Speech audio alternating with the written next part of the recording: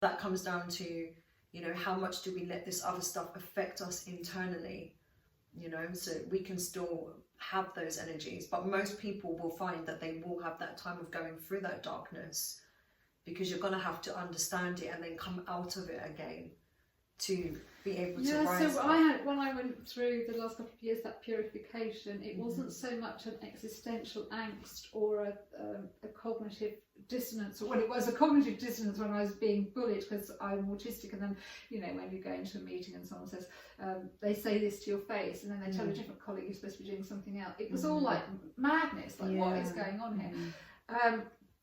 But the way I could feel it in my body was it was quite crazy, and I never because your mind was literally feeling like you were being attacked. The physical body got attacked, and they talk about this in like the quantum and stuff, don't they?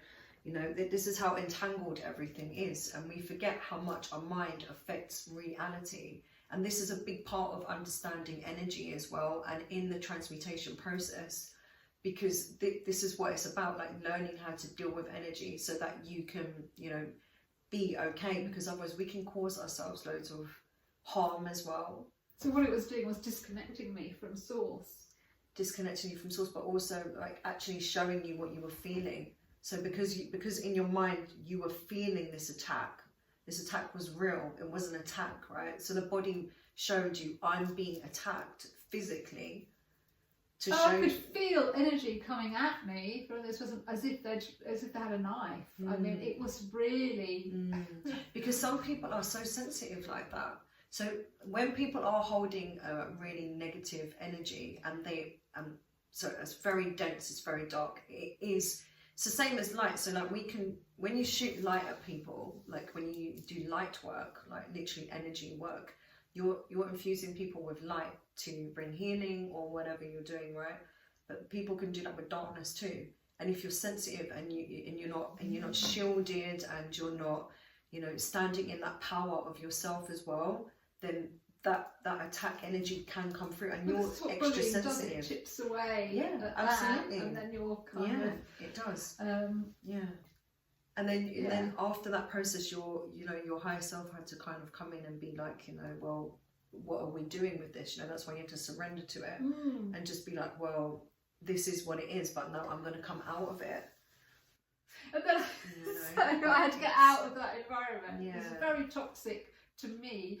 And then I had a message from Spirit through a third person, and they said, they said we had to, we had to get you out, we had to stop you, and before you got really ill. And I was thinking, it wasn't really you. Can you imagine? Actually, I was at very high risk of having, when I was taken to hospital, I was taken to hospital with suspected stroke and heart attack. So what they were saying is we needed to get you out of there until you had a stroke, or you had a heart attack, or until you died. So I was at huge risk, and I was at risk of my optic nerve was so inflamed, I was at risk of losing my sight. So I really had to just go, okay. That was more scary. The thought of living and losing my sight was actually far more scary to me than the thought of dying. I was scared. I was scared, and then I had to let go of the fear. Yeah.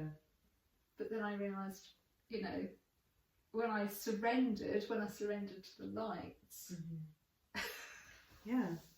Surrender to the light, so then you could come out of that other process that was going on.